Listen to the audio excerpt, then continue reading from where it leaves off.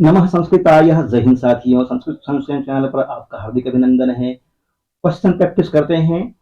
6 to 8, 9, 10, 11, 12 तीनों के लिए लाभकारी है क्वेश्चन। यदि आप इस चैनल पर नए हैं तो चैनल को सब्सक्राइब जरूर करेंगे। आइए, स्वागत है। हितोपदेश हितोपदेशस्य लेखक पंडित नारायण शर्मा आसीत्। अच्छी तरह से देखिए और आपको इनमें से ये पढ़ करके जवाब देना है प्रश्नों का। तस्य अस्मिन् ग्रंथे चत्वारः भागाः सन्ति।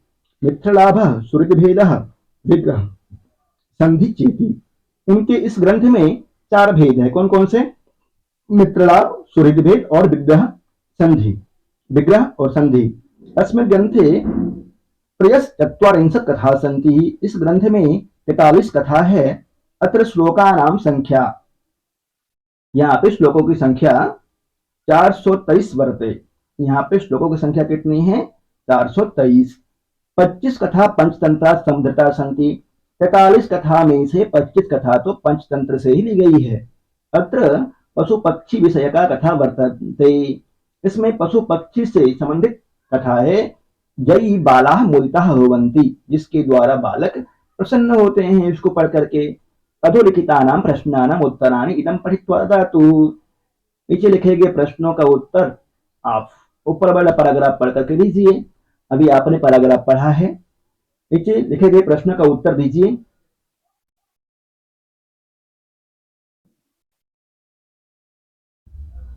प्रश्न है हितोपदेशस्य लेखकः वर्ते। शुरू में बताया गया था आपको हितोपदेश का लेखक कौन है। ये प्रश्न तो आपको वैसे भी आना ही चाहिए। हितोपदेश का लेखक कौन है? बहुत प्रसिद्ध प्रश्न है, अक्सर प्रतियोगी परीक्षाओं में पूछा जाता है और पैराग्राफ में से है आपका। किसकी तरफ जाना चाहेंगे आप? ए, बी, सी या डी? कमेंट करके बताते रहिए। विष्णु शर्मा, नारायण शर्मा, बाणभट्ट या सुबंधु? ये पैराग्राफ वाला है इसलिए बहुत ज्यादा व्याख्या नहीं किया करेंगे इसमें। इसको नारायण शर्मा की तरफ चलिए, आगे जो प्रश्न होगा उसमें व्याख्या करेंगे। हितोपदेश कति भागेषु विभक्तः। हितोपदेश कितने भागों में विभक्त है? ऐसे प्रश्नों के लिए आपको पैराग्राफ लिखना चाहिए। हालांकि इसका उत्तर हो जाएगा ए। फिर भी ऐसे प्रश्नों को आप पैराग्राफ गद्यांश देखकर ही जवाब दें तो अच्छा रहेगा। इसका उत्तर आपको यहां मिल जाएगा। देखिए, ग्रंथ चत्वारः भागाः सन्ति, 4 भाग हैं। आप जब भी पैराग्राफ का उत्तर देंगे तो पैराग्राफ को पढ़ करके वहां से जो प्रश्न का उत्तर दिया हुआ है पैराग्राफ में उसको पढ़ करके ही देंगे साथियों। हितोपदेशः चत्वारः भागाः सन्ति। हितोपदेशे कति कथाः सन्ति। हितोपदेश में कितनी कथाएं हैं? 43, 25, 30 या 10? हितोपदेश में 43 कथा है, जो कि 25 तो पंचतंत्र से उद्धृत है। बताइए, पंचतंत्र किसकी रचना है? पंचतंत्र विष्णु शर्मा की। गुड। हितोपदेशे पंचतंत्रात् कति कथा समुद्धृताः। हितोपदेश में पंचतंत्र से कितनी कथाएं समुद्धृत है? 43, 20, 25 या 28? ए, बी, सी, डी? जल्दी जल्दी। 25। बहुत अच्छा।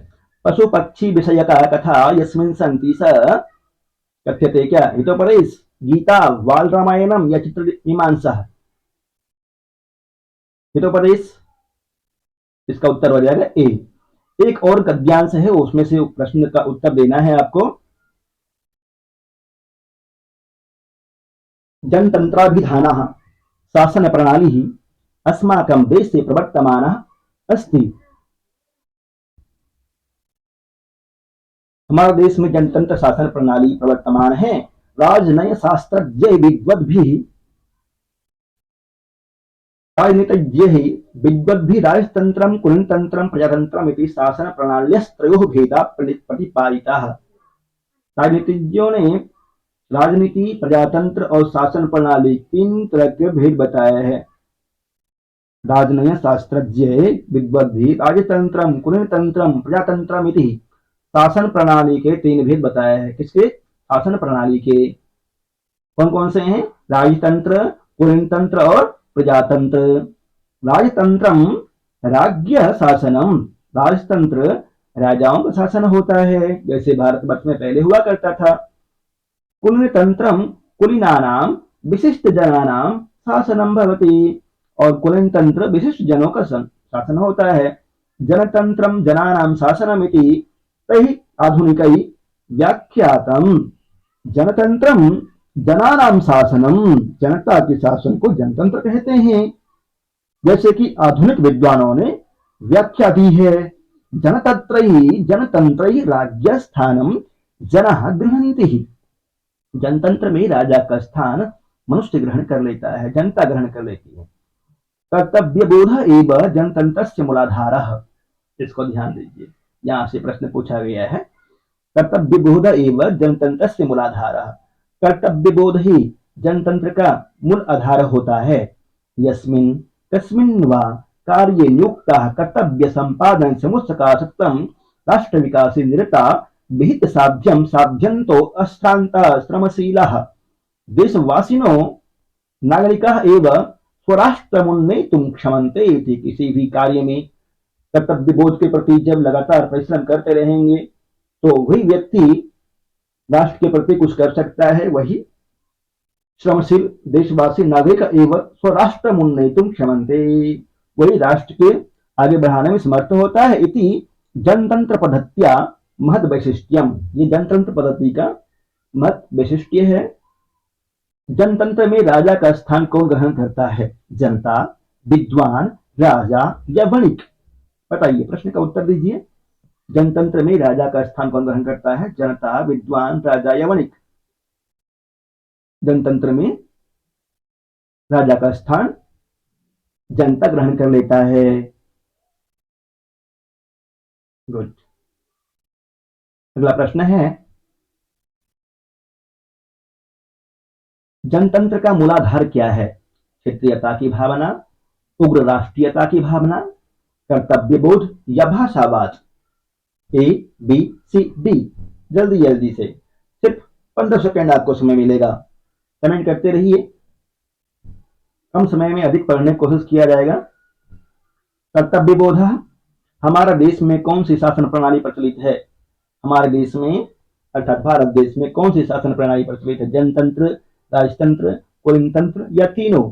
3 प्रकार की शासन प्रणाली होती है, जनतंत्र, राजतंत्र, कुलीन तंत्र। इनमें से भारतवर्ष में कौन सी शासन प्रणाली प्रचलित है? जनतंत्र। राजनीतिज्ञों ने शासन प्रणाली के मुख्यतः कितने भेद बताए हैं? 4, 3, 5 या 2? ए, बी, सी, डी? राजतंत्र, कुलीन तंत्र और जनतंत्र, 3 तरह के ना।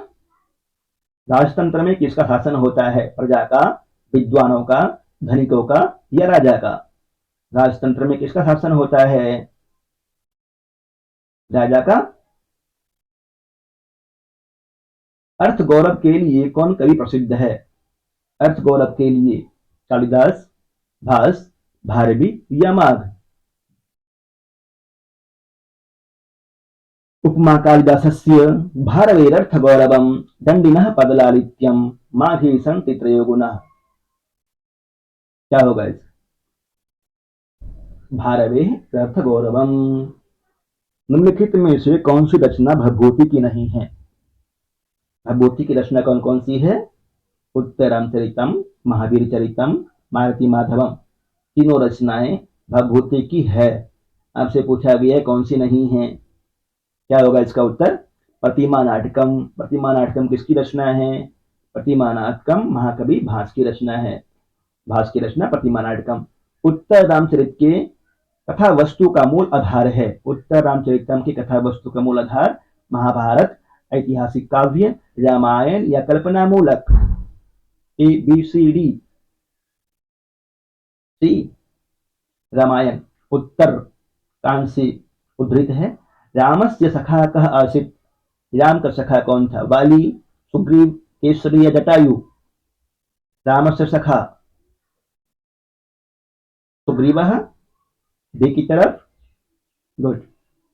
तया नृपोः अनुगम्यते में वाच्य है। वाच्य बताना है आपको। 3 तरह का वाच्य होता है, कर्तृवाच्य, कर्मवाच्य और भाववाच्य। कर्तृवाच्य में कर्ता में प्रथमा, कर्म में द्वितीया और क्रिया कर्ता के अनुसार। कर्मवाच्य में कर्मवाच्य में कर्ता में तृतीया, कर्म में प्रथमा और क्रिया कर्म के अनुसार।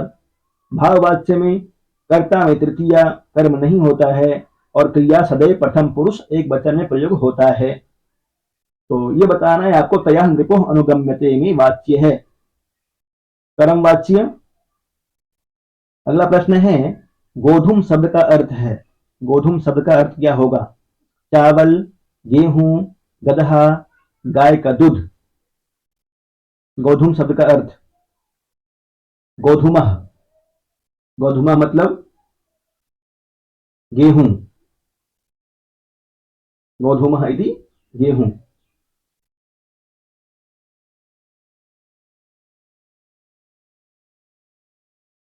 घुटने के लिए उपयुक्त संस्कृत शब्द है। घुटने के लिए उपयुक्त संस्कृत शब्द। ए जानू, बी उरु, सी जघन, डी हनु। इसकी तरफ जाना चाहते हैं। जानू। कुंजर शब्द का अर्थ होगा हाथी, हिरन, सुअर या सर्प। बताइए, ए बी सी डी, जल्दी जल्दी। कुंजर शब्द का अर्थ हाथी होता है। हसथ रूप है लटलकार, लिटलकार, विधिलिंग या लोटलकार। हसती, हसता, हसंती, हस्सी, हसता, हसत, हसामी, हसावा, हसामा लटलकार में बनता है। अब जल्दी बता दीजिए कमेंट करके। लिटलकार में हसिष्यति, हसिष्यता, हसिष्यन्ति। विधिलिंग में हसित, हसिताम, हसेयुः। लोटलकार में हसतु, हसताम, हसंतु। हसथ रूप कहाँ बनेगा? हसेत, हसेताम, हसेयु, हसे, हसितम, हसेता। ये बन जाएगा हस्ती, हस्ता, हसंती, हस्सी, हस्ता, हसत, हसामी, हसावा, हसामा। मध्यम पुरुष बहुवचन में भवितुम में धातु है। भवितुम में कौन सा धातु है? भाभी, भवित, भू या भव। A B C D. भू सत्तायाम धातु होता है भू अर्थ में। भू धातु लंग लकार मध्यम पुरुष बहुवचन का रूप क्या बनेगा? लंग लकार का रूप चलाइए। अभवत, अभवताम, अभवन, अभवः, अभवतम, अभवत, अभवम, अभवाव, अभवाम। क्या बनेगा? लंग लकार मध्यम पुरुष बहुवचन में अभवत। भू धातु परस्मैपदी का लंग लकार मध्यम पुरुष एक वचन का रूप है। भू धातु परस्मैपदी ही होता है। लंग लकार मध्यम पुरुष एक वचन का रूप क्या बनेगा? लंग लकार मध्यम पुरुष एक वचन का रूप अभवः। अगला प्रश्न है, बहुत सरल प्रश्न है, कमेंट करके बताइए जवाब। पठिता में धातु प्रत्यय है। पठकत्वा, पठकत, पठघय, पठल्युट। पठकत्वा बनाएंगे तो बन जाएगा पठित्वा। पठघय पाठ, पठकत्वा पठनम, पठनम बनेगा। पठकत पठित। इसका उत्तर क्या हो जाएगा? पठित। C B. स्त्रीलिंग मातृ शब्द का द्वितीय विभक्ति बहुवचन का रूप होगा। माता, मातुः, मातृं, मातृ या मातृ। मातृ डी हो जाएगा इसका मातृ ही। माता, मातरो, मात्रा, मात्रा, मात्रो, मातृ ही। अस्मत् शब्द का अस्मत् सर्वनाम का षष्ठी विभक्ति बहुवचन का रूप है। मम, अस्मभ्यम, अस्माकम, अस्मत्। षष्ठी विभक्ति में एक तरह का रूप और बनता है में, नो, न। ये आपको याद होगा, यदि याद नहीं है तो याद कर लेंगे। चतुर्थी और षष्ठी में बनता है। यहाँ न की जगह पे अस्माकम या अस्माकम की जगह पे न का प्रयोग कर सकते हैं। इसका उत्तर हो जाएगा अस्माकम। अगला प्रश्न है, पंचमी विभक्ति एक वचन में लता शब्द का रूप है। पंचमी विभक्ति एक वचन लतायाः। रूप याद कर लीजिए। अधिक से अधिक रूप याद कीजिए, जितना रूप याद करेंगे उतना अच्छा आपका अनुवाद ठीक होगा। वारी शब्द का सप्तमी विभक्ति एक वचन में रूप बनेगा। वारी शब्द सप्तमी विभक्ति एक वचन, वारिणी, वारी वारिणो वारिणा वारिणम वारिणो वारिण, वारी वारिणो वारिणा वारिणा वारिभ्याम वारिभी, इस तरह श्लोक चलता है। सप्तमी विभक्ति में वारिणी बन जाएगा। तस्मय विभक्ति है, तस्मय में विभक्ति है, प्रथमा द्वितीया तृतीया चतुर्थी। तस्मय, तस्मय बालकाय दुग्धम यच्छ, कौन सी विभक्ति होगी? चतुर्थी। श्रोतव्यम इति परम पृथक कुरुत, श्रोतव्यम इस पद को अलग करना है, प्रकृति प्रत्यय बताना है। श्रुश्रवणे धातु है, श्रोतव्यम, श्रु तव्य श्रोतव्यम, तव्य तव्य अनियरः प्रत्यय होता है। प्रजाभ्य स्वस्ति में चतुर्थी विभक्ति का कारण है। योगी च उच्चार्थानां प्रियमानः, चतुर्थी संप्रदाने नमः स्वस्ति स्वासुधा अलम बसठ योगाच्च। प्रजाभ्य स्वस्ति, नमः स्वस्ति स्वासुधा अलम बसठ योगाच्च। स्वस्ति के योग में चतुर्थी विभक्ति। ब्राह्मण प्रजा प्रजायन्ते इति प्रयोगः कस्य सूत्रस्य उदाहरणेन निर्दिष्टः। ब्राह्मण प्रजा प्रजायन्ते इस सूत्र का उदाहरण है। जनिकर्तु प्रकृति, ध्रुवम अपाये पादानम, अपादाने पंचमी, पृथक बिना नाभिस्तृतीया नत्रस्याम। साथियों, यदि आप इस चैनल पर नए हैं या अब तक यदि आपने चैनल को सब्सक्राइब नहीं किया है तो सब्सक्राइब जरूर कर लेंगे। धन्यवाद। मुझे आशा है आप जरूर सब्सक्राइब कर दिए हैं, यदि नहीं किए हैं तो जरूर सब्सक्राइब करेंगे। ब्राह्मण प्रजा प्रजायन्ते इति प्रयोगः कस्य सूत्रस्य उदाहरणमस्ति। ध्रुवम अपाय पादानाम, अपादान संज्ञा करता है। ध्रुवम अर्थात ध्रुव की, जो स्थित होता है, निश्चल होता है। जैसे वृक्षात् पत्राणि पतन्ति, वृक्ष ध्रुव है, उसकी अपादान संज्ञा होगी। और अपादाने पंचमी, अपादान में पंचमी विभक्ति होती है। पृथक बिना नाना विस्तृत्या नतरस्याम, इन शब्दों के साथ में तृतीया भी होती है और पंचमी भी होती है। ये जन कर्तु प्रकृति का उदाहरण है। जहां से कोई वस्तु उत्पन्न होता है उसमें पंचमी होती है। ब्राह्मण प्रजा प्रजायन्ते इति जनि कर्तु प्रकृति उदाहरणम। चर्मणि द्विपिनम हन्ति, अत्र चर्म शब्दे आदौ कथमा विभक्ति प्राप्ता होती। चर्मणि द्विपिनम हन्ति, इसमें पहले कौन सी विभक्ति प्राप्त है? हेतु तृतीया, अपदाने पंचमी, कर्मणि द्वितीया, संप्रदाने चतुर्थी। क्या होगा इसमें बताइए? कर्मणि द्विपिनम हन्ति, चर्म के लिए, द्विपिनम हाथी को मारता है। हेतु तृतीया, पहले हेतु तृतीया प्राप्त था परंतु यहाँ पे चर्मणि सप्तमी प्राप्त हो गई ना, सप्तमी हुई है। एक वार्तिक है, चर्मणि द्विपिनम हन्ति दंतयो हन्ति कुंजरम, इस तरह से है वहां पे, दंतयो हन्ति कुंजरम। कविषु बात कालिदास श्रेष्ठ, इस सूत्र से बनता है। अयुक्त कुशलाभ्याम चा सेवाया यतश्च निर्धारणम षष्ठी चानादरे यस्य भावे न भाव लक्षणम। बहुत प्रसिद्ध सूत्र है ये। कविषु, कवि नाम बा, कालिदास श्रेष्ठ, यतश्च निर्धारणम, बीपीएससी 2 बार पूछ चुका है इस सूत्र को। बहुतों में से जब एक को छांटते हैं उसमें षष्ठी और सप्तमी विभक्ति होती है। अगला प्रश्न है, ब्रह्मण जिज्ञासा ब्रह्म जिज्ञासा इत्यत्र ब्रह्मण इति पदे केन सूत्रेण षष्ठी विभक्ति। ब्रह्मण जिज्ञासा ब्रह्म जिज्ञासा, इस सूत्र में किस सूत्र से षष्ठी विभक्ति हुई है? कर्तृकर्मणो कृति, कर्तृकर्मणो कृति, कर्तृकर्मणो कृति इसका उदाहरण हो जाएगा। भ्रमणार्थम इत्यस्य अव्ययम अर्थः, भ्रमणार्थम इसका अव्यय अर्थ क्या होगा? भ्रमणस्य, भ्रमणाय, भ्रमणेन या भ्रमणार्थ। अर्थम एवं कृतम के योग में कौन सी विभक्ति का प्रयोग होता है? भोजनार्थम गच्छामि, क्रीडनार्थम गच्छामि। बताइए, 35वां प्रश्न का जवाब दीजिए। भ्रमणाय गच्छामि, भ्रमणार्थम गच्छामि।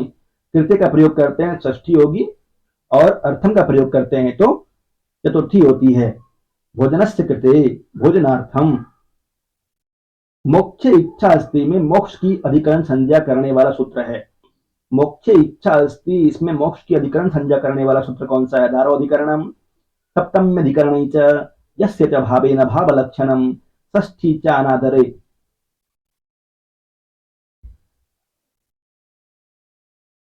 ए बी सी डी। धारो अधिकरणम से अधिकरण संज्ञा होती है, और सप्तम्य अधिकरण से अधिकरण में सप्तमी विभक्ति होगी। चौरा विभेति वाक्य में चौराद पद पंचमी विभक्ति का विधायक सूत्र है। वित्रार्थानां भय हेतु एनांग विकारः, ध्रुवम अपाय अपादानम, या कत्यम च। A B C D. ये भी इंपोर्टेंट सूत्र है। चौरा विभेति, वित्रार्थानां भय हेतु पंचमी विभक्ति, भी और त्रा का जो कारण है, जिससे डरते हैं और जिससे बचाते हैं, उसका जो कारण है उसमें पंचमी विभक्ति होती है। चोरा चोर से डरता है। नित्य नपुंसक लिंग एक वचनांत समास होता है। नित्य नपुंसक लिंग एक वचनांत समास कौन सा होता है? बहुब्रीहि समास, द्विगु समास, द्वंद्व समास, अव्ययभाव समास। नित्य नपुंसक लिंग एक वचनांत समास, अव्ययभाव समास। गुड। अगला प्रश्न आपके स्क्रीन पे है। पीतांबरम का विग्रह है। पीतम च तत् अंबरम, पीतम अंबरम यस्य सह, पीतम अंबरम येन सह, पीतम अंबरम यस्मिन्। 39 का उत्तर दीजिए। ए होगा, बी सी डी। इसकी तरफ जाना चाहते हैं। पीतम च तत् अंबरम, पीतांबरम। जब पीतांबरा होगा तो पीतम अंबरम यस्य सह, ये बन जाएगा। पीतांबरम जब होगा तो पीतम अंबरम, पीतम च तत् अंबरम, यहाँ कर्मधारय समास हो गया है। और जब बहुब्रीहि होगा तो पीतम अंबरम यस्य सह, ये होगा। राजपुत्र में समास है। राजपुत्र में कौन सा समास होगा? तत्पुरुष, कर्मधारय, द्विगु या अव्ययभाव। ये बहुत प्रसिद्ध उदाहरण है। राजपुत्र तत्पुरुष। गुड। जी साथियों, आप बहुत ही ध्यान से पढ़ रहे हैं। अगला प्रश्न है, चंद्रशेखर में समास है। चंद्रशेखर, इसमें कौन सा समास होगा? तत्पुरुष, अव्ययभाव, बहुब्रीहि या द्वंद्व। तत्पुरुष, अव्ययभाव, बहुब्रीहि या द्वंद्व। चंद्रशेखर। 41वां क्वेश्चन का जवाब देंगे आप। बहुब्रीहि, चंद्र शेखर यस्य स चंद्रशेखर, शिव जी के लिए आता है। अगला प्रश्न है, चटको, चटको रूप है। चटको, चटको में कौन सा समास होगा? जुगु समास, द्वंद्व समास, कर्मधारय या तत्पुरुष। चटको। 42 का उत्तर दीजिए। चटको में कौन सा समास होगा? द्वंद्व समास। हितोपदेश में संधि है। हितोपदेश में कौन सी संधि होगी साथियों? दीर्घ, गुण, वृद्धि या यण। हित प्लस उपदेश, उपदेश, हितोपदेश। नारायण पंडित की रचना है हितोपदेश। इसमें संधि बताना है आपको। गुण, वृद्धि, दीर्घ या यण। A B C D. B, गुण संधि। बहुत अच्छा। तल्लय का संधि विग्रह है। तल्लय, तत् प्लस लय, तल प्लस लय, त प्लस लय या तल्ल प्लस यह। तल्लय का संधि विग्रह क्या होगा? तत्पलश्लयः तल्लयः तौरली सूत्र का उदाहरण है। पूर्व रूपस्य उदाहरणम अस्ति। पूर्व रूप का उदाहरण बताइए। गौग्रम उपोषति रामो अस्ति गंगोघः। पूर्व रूप का उदाहरण एंगः पदांतरति सूत्र से पूर्व रूप होता है, अवग्रह चिन्ह लगता है उसमें। बता दीजिए। रामो प्लस अस्ति पूर्व रूप का उदाहरण है। अगला प्रश्न है व्याकरण से संबंधित संधि नहीं है। मुख्य संधि, स्वर संधि, व्यंजन संधि या विसर्ग संधि। बहुत सरल प्रश्न है ये, बता दीजिए, कमेंट करके बताइए। मुख्य संधि, स्वर संधि, व्यंजन संधि, विसर्ग संधि। मुख्य संधि नहीं है, स्वर संधि, व्यंजन संधि और विसर्ग संधि होता है, परंतु मुख्य संधि नाटक में प्रयोग होता है। मुख, प्रतिमुख, गर्भ, विभक्त, उपसर्गति। नाटकों में 5 तरह की संधियां प्रयोग होती है साहित्य में, परंतु व्याकरण संबंधित नहीं है। अच संधि किसे कहते हैं? व्यंजन संधि को, विसर्ग संधि को, प्रतिमुख संधि को या स्वर संधि को? व्यंजन संधि किसको बोलते हैं? व्यंजन संधि। अच संधि किसको बोलते हैं? अच संधि। स्वर संधि को? अच कितने होते हैं साथियों? 9 होते हैं। मूल अच कितने होते हैं? 5। संयुक्त अच कितने होते हैं? 4। ए, औ, आई, औ। निम्नलिखित में से कंठ से उच्चारित होने वाली ध्वनि है। निम्नलिखित में से कंठ से उच्चारित होने वाली ध्वनि कौन सा है? म, त, ल, अ। आपको बता दें, एक सूत्र होता है अकुह, ये याद ही होगा आपको। विसर्जनीय इम्बवती कंठ्य। इसमें अ आया का वर्ग और ह विसर्ग जनीय का उच्चारण कंठ से होता है। इसका उत्तर हो जाएगा अ, डी। अ का उच्चारण कंठ से होता है। तवर का उच्चारण स्थान है कंठ, तालु, दंत या मूर्धा। तवर का उच्चारण स्थान ज़्री, तु, ल, श, दंत्या। ज़्री, ज़्री, तु, ल, स, दंत्या। दंत से उच्चारण होता है। तालु, तवर का उच्चारण स्थान क्या होगा? दंत। अगला, वर्गों के पंचम वर्णों का उच्चारण स्थान होता है। वर्गों के पंचम वर्ण का उच्चारण स्थान तालु, कंठ, मूर्धा या नासिका। वर्गों के पंचम वर्णों का उच्चारण स्थान, यद्यपि वर्गों के जिस वर्ग में आते हैं वहां से भी उच्चारण होते हैं। मुख, नासिका, वचनानुनासिका और नासिका से भी होता है। उष्म वर्ण नहीं है। इसमें से उष्म वर्ण कौन सा नहीं है? सलह, उस्माना। आपने पढ़ा होगा सल प्रत्याहार में उष्म वर्ण आते हैं। कौन सा उष्म वर्ण नहीं है? ए, बी, सी, डी। य अंतस्थ वर्ण है। यण अंतस्था। स्पर्श व्यंजन नहीं है। स्पर्श व्यंजन कितने होते हैं साथियों? स्पर्श व्यंजन 25 होते हैं। उदित भी बोलते हैं उनको। इसमें से कौन सा नहीं है? क, प, य, ट। कु, चु, टु, टु, पु में कौन सा नहीं आ रहा है? ए, बी, सी, डी। कमेंट करके बताते रहिए।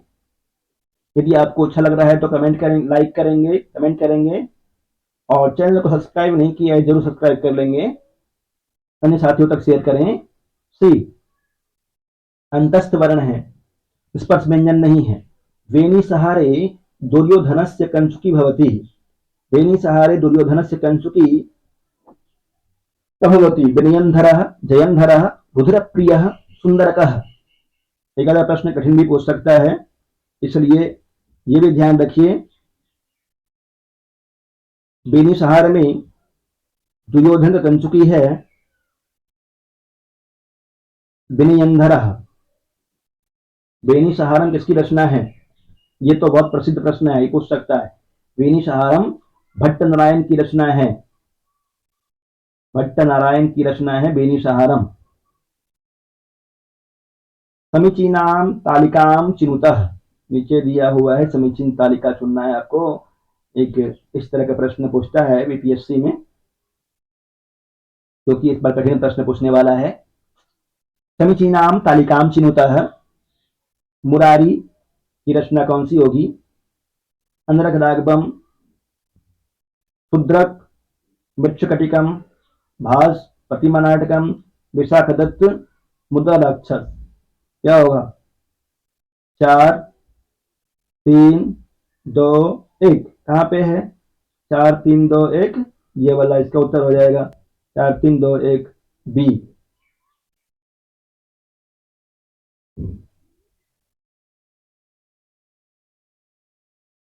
अगला प्रश्न आपके स्क्रीन पे है। 80 प्रश्न को हल कर लेते हैं। अधस्तनेषु उपजीव्य महाकाव्याश्रितम नास्ति। अधस्तनेषु उपजीव्य महाकाव्याश्रितम नास्ति। अभिज्ञान शकुंतलम, मृच्छकटिकम, उत्तर रामचरितम, नैषधीय चरितम। कौन सा काव्य महाकाव्य के पे आश्रित नहीं है? अभिज्ञान शकुंतलम तो है, कहां से उपजीव्य है इसका? महाभारत का आदि का आदि पर्व शकुंतलोपाख्यान से उद्धृत है। मृच्छकटिकम बता दीजिए आप। उत्तर रामचरितम ये भी है रामायण से। नैषधीय चरितम भी है, दलोपाख्यान से है, परंतु मृच्छकटिकम नहीं है। मृच्छकटिकम तात्कालिक सामाजिक परिस्थितियों का वर्णन करता है। मृच्छकटिकम का उपजीव्य महाकाव्याश्रित नहीं है। निम्नलिखित में से वासुदत्ता गद्य काव्य का नायक है। वासुदत्ता गद्य काव्य का नायक कौन है? कंदर्प केतु, उदयन, चारुदत्त या योगंधरायन? वासुदत्ता गद्य काव्य का नायक कंदर्प केतु, उदयन, चारुदत्त या योगंधरायन?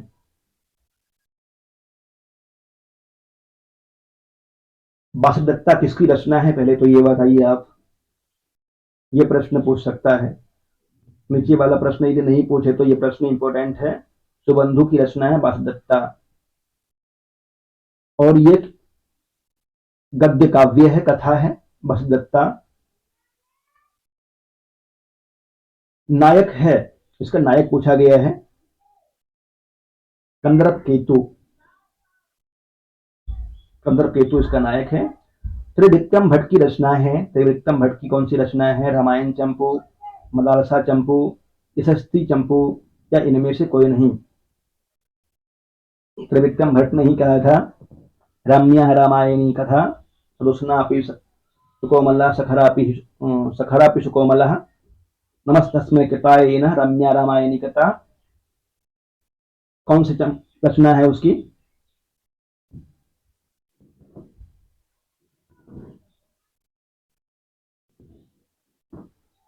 रामायण चंपू, मदालसा चंपू, यशस्ती मूलक चंपू? मदालसा चंपू।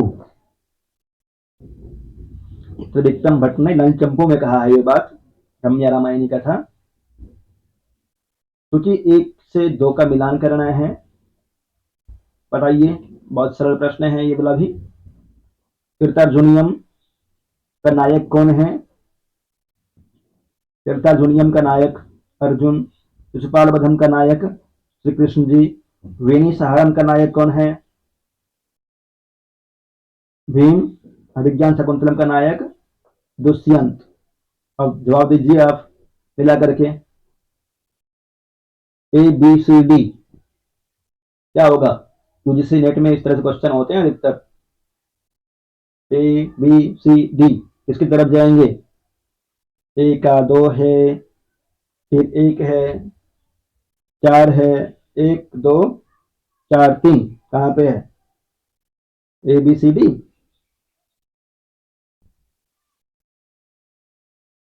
1 2 4 3 सी में। अगला प्रश्न है, योग सूत्र पर भाष्य लिखा है। योग सूत्र महर्षि पतंजलि की रचना है। योग सूत्र जिसमें 4 पाद हैं, समाधि पाद, साधनपाद, विभूतिपाद और कैवल्यपाद 195 सूत्र है। उस पे भाष्य किसने लिखा है? वाल्मीकि ने, पाणिनि ने, शंकराचार्य ने या व्यास ने? व्यास ने। व्यास भाष्य प्रसिद्ध है, योग सूत्र पर व्यास भाष्य प्रसिद्ध है, ध्यान रखना है। तिलक मंजरी के लेखक कौन है? यह भी प्रसिद्ध प्रश्न है। धनपाल, भास, दंडी या विश्वेश्वर? कमेंट करके बताइए। धनपाल, भास, दंडी या विश्वेश्वर? तिलक मंजरी के लेखक धनपाल की रचना तिलक मंजरी। महावीर चरित किसकी रचना है? 6 to 8 में इस तरह से क्वेश्चन होते हैं। महावीर चरित किसकी रचना है? कालिदास, शुद्रक, भगवती या अश्वघोष? महावीर चरितम किसकी रचना है? कालिदास की, शुद्रक की, भगवती की या अश्वघोष की? महावीर चरितम। चंद्रानंदम, सारिपुत्र प्रकरणम, काष्ठपाला नाटकम, बुद्ध चरितम? बताइए आप किसकी रचना है? अश्वघोष की। शुद्रक की एक रचना है मृच्छकटिकम, भगवती की रचना है उत्तरामचरितम, महावीर चरितम और मालती माधवम। कालिदास जी की रचनाएं हैं 7। कौन कौन सी है? अभिज्ञान शकुंतलम, मालविकाग्निमित्रम, विक्रमोर्वशीयम 3 रूपक है, 2 महाकाव्य है। कौन कौन से हैं 2 महाकाव्य? रघुवंशम और कुमार संभवम। 2 खंड काव्य है, ऋतुसंहारम और मेघदूतम। बहुत अच्छा पढ़ रहे हैं आप। भामनी विलास इति मुक्त काव्य सरसयिता वर्तते। भामनी विलास एक रचना है, मुक्त काव्य है। इसकी रचना है विश्वनाथ, जगन्नाथ, भर्तृहरि, अजयदेव। भामनी विलास जगन्नाथ की रचना है। इस प्राचीन गद्य काव्य में लोक जीवन का सर्वाधिक चित्रण है। इस प्राचीन गद्य काव्य में लोक जीवन का सर्वाधिक चित्रण है। 10 कुमार चरितम, वासवदत्ता, कादम्बरी या हर्षचरितम? बताइए। गद्य कितने प्रकार के होते हैं? 2 प्रकार के, कथा और आख्यायिका। कथा कभी कल्पित होता है और आख्यायिका इतिवृत्त ऐतिहासिक होता है। 10 कुमार चरितम कथा का उदाहरण है कादम्बरी। 10 कुमार चरितम और हर्षचरितम आख्यायिका का उदाहरण है। अब बता दीजिए लोक जीवन का सर्वाधिक उपयोग किसमें हुआ है? 10 कुमार चरितम में। अधोलिखित में से कौन सा ऐतिहासिक महाकाव्य है? निम्नलिखित में से ऐतिहासिक महाकाव्य कौन सा है? नैषधीय चरितम, जानकी हरणम, विक्रमांक देव चरितम या बुद्ध चरितम? अधोलिखित में से विक्रमांक देव चरितम विल्हन की रचना है। कश्मीरी कवि है विल्हन, कलहन का भाई विल्हन। ऐतिहासिक महाकाव्य है। राजतरंगिणी वहां की रचना है कश्मीरी कवि की। कलहन की रचना राजतरंगिणी, विल्हन की रचना विक्रमांक देव चरितम। नैषधीय चरितम श्रीहर्ष की रचना है। श्रीहर्ष। जानकी हरणम कुमारदास की रचना है। बुद्ध चरितम अश्वघोष की रचना है। अश्वघोष। अगला प्रश्न आपके स्क्रीन पे है, थोड़े प्रश्न हैं और कर लीजिए मन लगा के। गुणः गुणज्ये सुगुणा भवन्ति ते न्यूनम प्राप्य भवन्ति दोषा सुस्वादुतो या प्रभवन्ति नद्यः सुसमुद्रमासाद्य भवन्ति अपेयाः। गुणः गुणज्ये सुगुणा भवन्ति। गुण गुण जो होते हैं ना, गुणवान व्यक्ति में जाकर के और गुण को बढ़ाने वाला हो जाता है, परंतु निर्गुण व्यक्ति में यदि वो चला जाए तो दोष ज्यादा बढ़ जाता है उसमें। सुस्वादु तो यह प्रभवन्ति नद्यः। पानी तो सुस्वादु ही होता है जब नदी में बहती है तो। नदी में पानी बहता है तो सुस्वादु होता है, पीने योग्य होता है, परंतु समुद्र मासाद्य भवन्ति अपेयाः। समुद्र में जाकर के वो पीने योग्य नहीं रहता। साहित्य संगीत कलावीन साक्षात् पशु पुच्छ विषानहीन तृणं न खादन्नपि जीवमानः तदभागधेयं परमं पशूनां। साहित्य संगीत कला विहीन व्यक्ति पुच्छ और सिंह के बिना ही पशु के समान है। उसका भाग्य है कि वह बिना घास खाए ही इस संसार में जीवन यापन कर रहा है। लुब्धस्य न सति यशः विशुनस्य मैत्री नष्टक्रियस्य कुलमर्थपरस्य धर्म विद्याफलं व्यसनिनः कृपणस्य सौख्यं राज्यं प्रमत्तसचिवस्य नराधिपस्य पीत्वा रसं तु कटुकं मधुरं समानं माधुर्यमेव जनयन् मधुरमक्षिकम् अचकासो। ये कुछ श्लोक हैं, इसमें से कुछ क्वेश्चन है। श्लोक आपको पढ़ने के लिए मिल जाएगा, ऑफलाइन होता है या ऑनलाइन भी होगा, देख सकते हैं आप वहां पे। अभी ज्यादा समय न लेते हुए क्वेश्चन करने का प्रयत्न करते हैं। 66वां क्वेश्चन है, कस्य यश नश्यति पिशुनस्य दुग्धस्य कृपणस्य नराधिपस्य। ऐसे प्रश्न करने के लिए आप पैराग्राफ देख करके ही क्वेश्चन करें। इसका उत्तर हो जाएगा बी, लुब्धस्य यश नश्यति। समुद्रम आसाद्य पदे का संधि अस्ति। समुद्रम आसाद्य, ये बिना पैराग्राफ देखे भी कर सकते हैं आप। समुद्रम आसाद्य, इसमें कौन सी विभक्ति का प्रयोग है? असंधि, संधि कौन सा है? समुद्रम आसाद्य, दीर्घ, गुण, विसर्ग या जस्त्व? दीर्घ।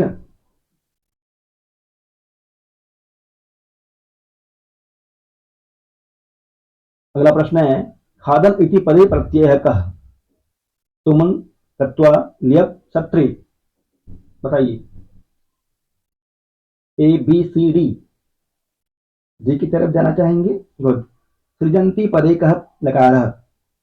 सृजति, सृजता, सृजंती किस लकार में है? लट, लोट, लंग, विधिलिंग। A B C D. लट लकार। पशुनाम इति पदे का विभक्ति? पशुनाम इस पद में कौन सी विभक्ति है? षष्ठी, सप्तमी, तृतीया या पंचमी? षष्ठी विभक्ति, बहुवचन।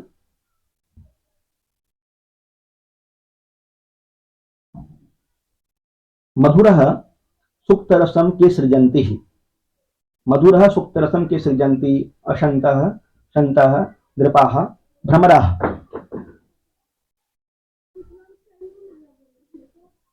संतः। गुणः निर्गुणं प्राप्य के भवन्ति? गुणः निर्गुणं प्राप्य अदोषाः, गुणः दोषा अलंकाराः। क्या होगा बताइए? गुणः निर्गुणं प्राप्य के भवन्ति? दोषा। आभयः पत्रं लिख्यते। आभया पत्रं लिख्यते इत्यस्य वाच्य परिवर्तनं भवति। आभा पत्रं लिखति, आभयः पत्रं लिखिष्यते, आभा पत्रस्य लेखनं कुर्वते, आभया पत्रं लिख्यते। सिंपल वाक्य बनाना है इसका, ए बी सी डी। क्या होगा बताइए? आभया पत्रम लिख्यते कर्म वाच्य में है, इसका कर्तृवाच्य में बनाना है आभा पत्रम लिखति। अशुद्धम वाक्यम चिनुतः, अशुद्ध वाक्य का चयन करना है।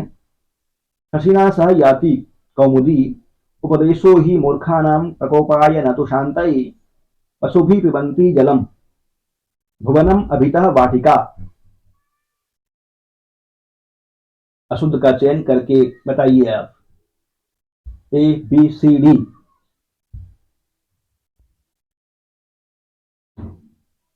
सी की तरफ जाना चाहेंगे? गुड। पशुभिः पिबन्ति जलम नहीं होगा, पशवः जलम पिबन्ति। शुद्ध वाक्य बताइए। वर्षायां न गंतव्यः, वर्षायां न गंतव्यम, वर्षायां न गमनीयम, वर्षासु न गंतव्यम।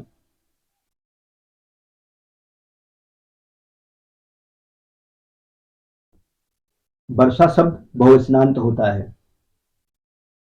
अब बता दीजिए कौन सा होगा? A B C D comment करके बताइए। वर्षासु न गंतव्यम, वर्षा, सिक्ता इत्यादि शब्द बहुवचनांत होता है। शुद्ध वाक्यम भविष्यति, शुद्धम वाक्यम भविष्यति। मया पुस्तकम पठिता, अहम पुस्तकम पठितवत्, अहम पुस्तकम अपठत्, मया पुस्तकम पठितम। शुद्धम वाक्यम किम? मया पुस्तकम पठिता, अहम पुस्तकं पठितवत्, मया पुस्तकं पठितम्।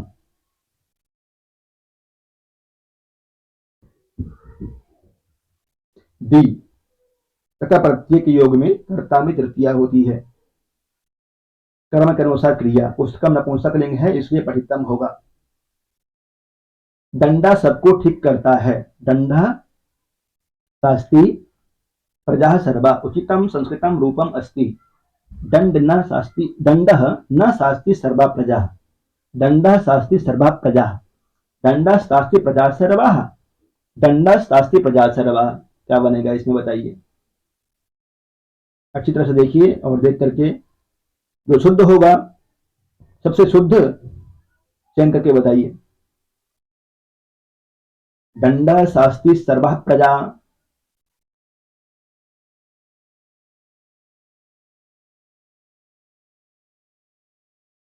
दंडः शास्ति सर्वा प्रजा। दंडः शास्ति प्रजा सर्वा।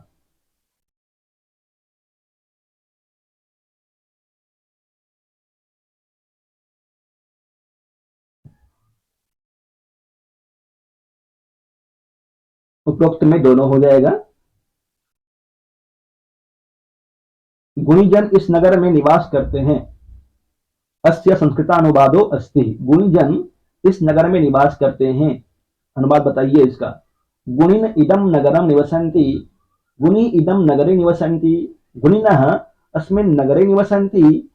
गुणिनः अस्मिन् नगरे निवसति। इसमें से कौन सा होगा। गुणीजन इस नगर में निवास करते हैं का अनुवाद। गुणी गुणिनो गुणिनः रूप चलता है। बहुवचनांत है। गुणीजन इस नगर में निवास करते हैं। गुणिनः अस्मिन् नगरे निवसन्ति। साथियों यदि आपने संस्कृत संचयन चैनल को सब्सक्राइब नहीं किया है तो सब्सक्राइब जरूर करेंगे।